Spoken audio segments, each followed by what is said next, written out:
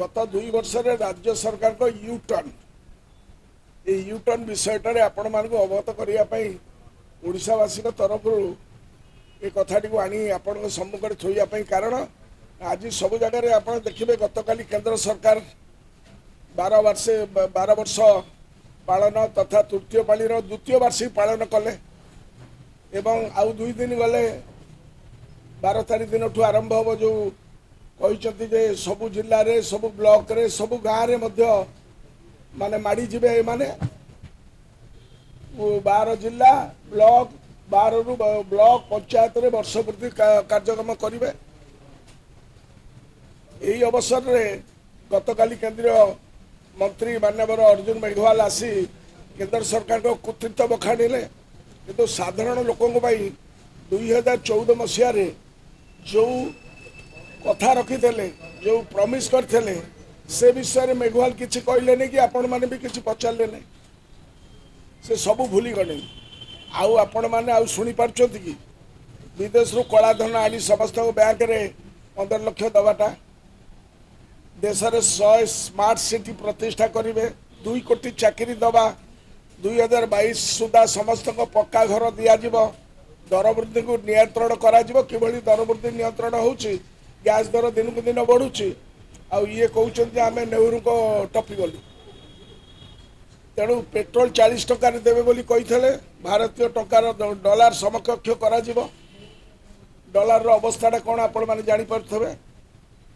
एमती आहरी अनेक किसी अच्छी आम नेहरू को टपी गलु ये बड़ बड़ कथा बापिया कथा सब शुणुचु आम तो गरीब लोक जी गाँव में रही अवस्था कौन यही जो महामानव सिंहकरू यही सब प्रतिश्रुति शुणा जाइथिला बर्तमान को नुआ जुमला को बजार को छड़ा जाम नेहरू को टपी गलु अमृत काल ये अमृत कालर विश्व केते अच्छी आपण मैंने जाना दरकार एवं गोलपोस्ट चेंज कला भाया 2047 बेलू को अमृत कालर रसटा आमर लोके पाइबे ये है कार्यक्रम केंद्र सरकार को ये मॉडल राज्य सरकार मध्य आदृत कर 2 दिन पर आपण मैंने देखिए अमृत काल में समृद्ध ओडिशा रे अर्थात 2036 रे ता पूरण करा जिवो ये 2047 से 2036 तेणुक यही सरकार विफलतार एक लंबा फर्द अच्छी मु आउ 2 दिन भितर से विफलता कौन होती तार गोटा छोटिया परिसंख्यान देवी आपण मानकु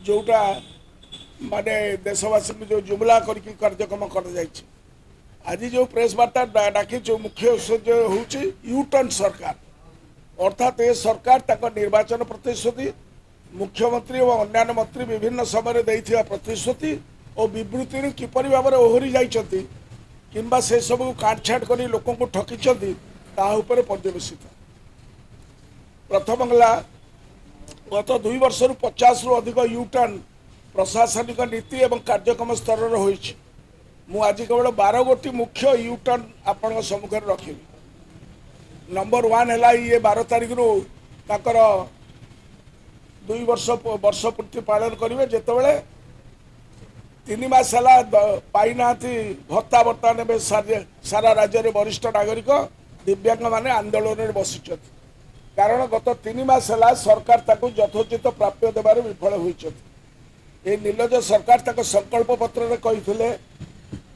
आपण माने जदि चाहिए संकल्प पत्र रे से देइछथि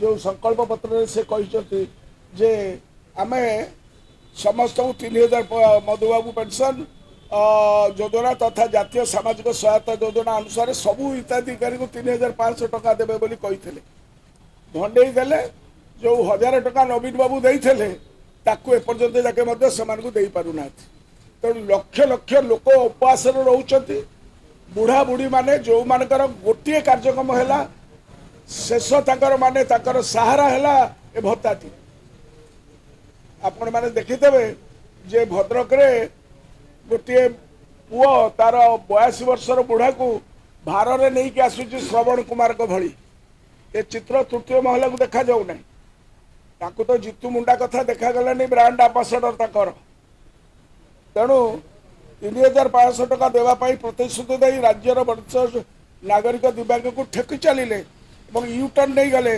नूतन नियम आनिले ଯେ 80 ବର୍ଷିଆ ବରିଷ୍ଠ ନାଗରିକକୁ ଦିଆଯିବ, କିନ୍ତୁ ତାହା ମଧ୍ୟ ହେଇପାରିଲାନି। 3000 ଟଙ୍କା ପ୍ରଦାନ କରାଯିବ। ସେ ଯଦି ସେଇଆ କରିବାର ଥିଲା ନିର୍ବାଚନ ଇସ୍ତାହାରରେ ତାଙ୍କୁ ଲେଖିଥାନ୍ତେ, ନାଇଁ ବୁଢ଼ାବୁଢ଼ୀ ଯେଉଁମାନେ 80 ବର୍ଷରୁ ଉର୍ଦ୍ଧ୍ୱ ତାଙ୍କୁ ଦେବୁ, କାହିଁ କହିଲେ ନାଇଁ ଆମେ ସମସ୍ତଙ୍କୁ ଦେବୁ ଭୋଟ ନେବା ପାଇଁ କାମ କଲେ। କିନ୍ତୁ ଲୋକଙ୍କୁ ମିଛ ପ୍ରତିଶ୍ରୁତି ଦେଇ ଭୋଟଟା ଦେବାର ପରେ କଳା ସେମାନଙ୍କର ଗୁରୁ ମାନନୀୟ ମହାମାନବ ଠାରୁ ସେ ଶିଖିଛନ୍ତି, ଯିଏ ବିଶ୍ୱଗୁରୁ। ଏହାପରେ ବର୍ତ୍ତମାନ ଲୋକେ ଖାଲି ଗାଁ ଗଣ୍ଡାରେ ଯେଉଁ ବୁଢ଼ାବୁଢ଼ୀ ମାନେ ଅଛନ୍ତି ଏ 12 ତାରିଖ ଦିନ ତାଙ୍କର ମୌଜ ମଜଲିସ୍ କରିବେ। ସାରା ଓଡ଼ିଶାରେ ଲକ୍ଷ ଲକ୍ଷ ବୁଢ଼ାବୁଢ଼ୀ ମାନେ ଉପାସରେ ବସିଥିବେ। ତାଙ୍କ ଅଭିଶାପ ସରକାର ଉପରେ ପଡ଼ିବ। କାରଣ ଛାମୁ ଯାହା ଦେଲେ ହରସେ, ପାଉ ପାଉ ଗଲା ବରସେ ନାଁରେ ଗତ 3 ମାସ ହେଲା ଅସହାୟ ବୃଦ୍ଧ ବୃଦ୍ଧାଙ୍କୁ ରାସ୍ତାରେ ଛାଡ଼ି ଦେଇଛନ୍ତି, ତାଙ୍କ ଭାଗ୍ୟ ଉପରେ ଛାଡ଼ିଛନ୍ତି। ତା ଭିତରୁ କେତେ ଲୋକ ମରିଗଲେଣି ପେପରରେ ଆପଣମାନେ ପଢ଼ୁଥିବେ। ତେଣୁ ଇଏ ହେଲା ପ୍ରଥମ ୟୁଟର୍ନ। ଦ୍ୱିତୀୟ ୟୁଟର୍ନ ହେଲା ଭାରତୀୟ ଜନତା ପାର୍ଟି ତାଙ୍କର ସଂକଳ୍ପ ପତ୍ରରେ କହିଥିଲେ ରାଜ୍ୟର ଚାଷୀକୁ 800 ଟଙ୍କା ଦେବେ ଇନପୁଟ ସବସିଡି। ପ୍ରଥମ କ୍ୟାବିନେଟ୍ରେ ବି ତାହା କଲେ, କିନ୍ତୁ ଚଳିତ ଖରିଫ ଋତୁରେ ତାକୁ 738 ଟଙ୍କାକୁ ଖସେଇ ଦେଲେ। କାରଣ କେନ୍ଦ୍ର ସରକାର MSPରେ ଯେଉଁ 3% ମହଙ୍ଗା ଦର ହିସାବରେ 69 ଟଙ୍କା ବୃଦ୍ଧି କଲେ, ସେ ଟଙ୍କାଟାକୁ ସେ ହଡପ କରିଦେଲେ ଏବଂ ସେଟା ଚାଷୀକୁ ଟ୍ରାନ୍ସଫର ନ କରି ସେ 800 ଟଙ୍କା ସାଙ୍ଗରେ ମିଶାଇ ଦେଲେ। ଯାହା ଲୋକଙ୍କୁ ଚାଷୀମାନଙ୍କୁ ଓଡ଼ିଶାର ଚାଷୀକୁ ସେମାନେ ପୂର୍ଣ୍ଣ ଭାବରେ ଧୋକାଧାରୀ କଲେ। 800 ଟଙ୍କା ବଦଳରେ 665 ଟଙ୍କା ଇନପୁଟ ସବସିଡି ପ୍ରଦାନ କରିବେ ଆଗାମୀ ଦିନରେ, ଆପଣ ଦେଖିବେ। ଏହା ବ୍ୟତୀତ ଏବେ ଚାଷୀ ପିଛା 150 କ୍ୱିଣ୍ଟାଲ ସିଲିଂ ଲଗାଇଛନ୍ତି, ଯାହା ତାଙ୍କର ସଂକଳ୍ପ ପତ୍ରରେ ନଥିଲା। ୟୁଟର୍ନ ଫଳରେ ରାଜ୍ୟର ପ୍ରାୟ 20 ଲକ୍ଷ ଚାଷୀ ପରିବାର ତ୍ରାହି ତ୍ରାହି ଡାକ ଦେଉଛନ୍ତି। ଏ 20 ଲକ୍ଷ ଚାଷୀ ଯେଉଁମାନେ 150 କ୍ୱିଣ୍ଟାଲରୁ ଅଧିକ କରୁଥିଲେ, ତାଙ୍କ ପାଇଁ ତ ଏକଥା ତମେ କରିନଥିଲ ତମର ସଂକଳ୍ପ ପତ୍ରରେ।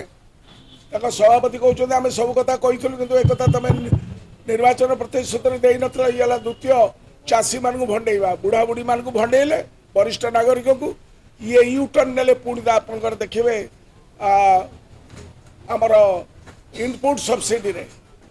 ତୃତୀୟ ଜିନିଷ ହେଲା ଆସିବୁ ଆମେ ସୁଭଦ୍ରା ପ୍ରତାରଣା।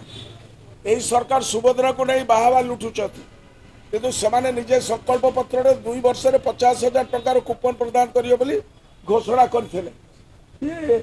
ଆକୁ ସେମାନେ ଲେଖିଛନ୍ତି ଏଇଠି, ଆମେ କହୁନୁ, ସେମାନେ ତାଙ୍କର ସଂକଳ୍ପ ପତ୍ରରେ ଏଟା ଦେଇଥିଲେ। ଏଠି ସଭାପତି ତାଙ୍କର କହିବେ ତାଙ୍କର, ତେଣୁ 50,000 ଟଙ୍କାର ଘୋଷଣା କଲେ, କିନ୍ତୁ 12 ଜୁନର ପ୍ରଥମ କ୍ୟାବିନେଟ୍ ମିଟିଂରେ ରାଜ୍ୟର 1 କୋଟି ସୁଭଦ୍ରାକୁ ଭଣ୍ଡେଇ ମାତ୍ରକୁ 10,000 ଟଙ୍କା ଧରିବା ପାଇଁ ନିଷ୍ପତ୍ତି ନେଲେ। That was the first cabinet ମିଟିଂରେ ୟୁଟର୍ନ ନେଇଥିଲେ। ସବୁ ରାଜ୍ୟର ତୁଳନାରେ ଓଡ଼ିଶାରେ ଦିଆଯାଉଥିବା ସହାୟତା ସବୁଠାରୁ କମ୍। Please remember this. କାରଣ ଉଦାହରଣ ସ୍ୱରୂପ ମଧ୍ୟପ୍ରଦେଶ ଓ ମହାରାଷ୍ଟ୍ରରେ 1,500 ଟଙ୍କା, ପଶ୍ଚିମବଙ୍ଗରେ ଅନ୍ନପୂର୍ଣ୍ଣା ଯୋଜନାରେ 3,000 ଟଙ୍କା, ହରିୟାଣାରେ ଦୀନ ଦୟାଲ ଲାଡୋ ଲକ୍ଷ୍ମୀ ଯୋଜନାରେ 2100 ଟଙ୍କା, ମହିଳା ସମୃଦ୍ଧି ଯୋଜନାରେ 2,500 ଟଙ୍କା ପ୍ରଦାନ କରୁଛନ୍ତି। ତେଣୁ ଏହି ୟୁଟର୍ନ ରାଜ୍ୟର 1 କୋଟି ସୁଭଦ୍ରାକୁ ପ୍ରତାରଣା ସହିତ ସମାନ। ତାପରେ ଆସିବା ଯେ କେଉଁ ଜାଗାରେ ୟୁଟର୍ନ ନେଇଛନ୍ତି ବର୍ତ୍ତମାନ ଆପଣମାନେ ସମସ୍ତେ ଜାଣିଥିବେ। ରାମ ମନ୍ଦିରରେ ତ ହୁଣ୍ଡିରୁ ଚୋରି ହେଇଯାଇଛି। ବର୍ତ୍ତମାନ ଜଗନ୍ନାଥ ମନ୍ଦିରରେ କ'ଣ ଚାଲିଛି ଆଉ ଅସୁବିଧା ବିଷୟରେ କହୁଥିଲେ। ଏହି ସରକାର ଜଗନ୍ନାଥ ସଂସ୍କୃତି ଏବଂ ଜଗନ୍ନାଥ ପ୍ରେମୀଙ୍କ କଥା କହୁଛନ୍ତି, କିନ୍ତୁ କେବଳ ତାହା ପ୍ରତାରଣା। ଗତ ସରକାର ସମୟରେ ଭକ୍ତଙ୍କ ପାଇଁ ଯେଉଁ ଶୀତତାପ ନିୟନ୍ତ୍ରଣ ବ୍ୟବସ୍ଥା କରାଯାଇଥିଲା ଭକ୍ତଙ୍କ ଅପେକ୍ଷା ଗୃହକୁ, ତାହାକୁ ଆସିବା ମାତ୍ରେ ହଟେଇ ଦେଲେ। ଏହା କ'ଣ ସତ୍ୟ? ଆପଣମାନେ ପୁରୀ ଯାଇଛନ୍ତି, ଜାଣିଛନ୍ତି। ଏବେ ଗତ 2 ବର୍ଷ ହେଲା ଖରାରେ ଭକ୍ତମାନେ ଡହଳ ବିକଳ ହେଉଛନ୍ତି। ଯଦି ଯେ 8-10 ଦିନ ଭିତରେ ପୁରୀ ଯାଇଥିବ ତାକୁ ନିଜେ ଉପଲବ୍ଧି କରିଥିବେ। ପ୍ରଚଣ୍ଡ ରୌଦ୍ର ତାପରୁ ସେମାନେ ରକ୍ଷା ପାଉନାହାନ୍ତି। ସରକାର ଆସିବା ପରେ ଆଇନ ମନ୍ତ୍ରୀ ବୋଧହୁଏ କାହାକୁ ନ ପଚାରି ନିଜେ ନିଜେ ଘୋଷଣା କରିଦେଲେ ଯେ ମନ୍ଦିରରେ ଏଣିକି ଧାଡ଼ି ଦର୍ଶନ ହେବ। ସରକାର ଆସିବାର ମାତ୍ର 3 ମାସ ମଧ୍ୟରେ ତାହାକୁ ଘୋଷଣା କରିଥିଲେ। ପ୍ରଥମେ ଏହାକୁ 24 ଡିସେମ୍ବର 2024, ତାପରେ 1 ଜାନୁଆରୀ 2025, ତାପରେ ଜାନୁଆରୀ 2025 ତାକୁ କାର୍ଯ୍ୟକାରୀ କରିବା ପାଇଁ ଘୋଷଣା କରିଥିଲେ।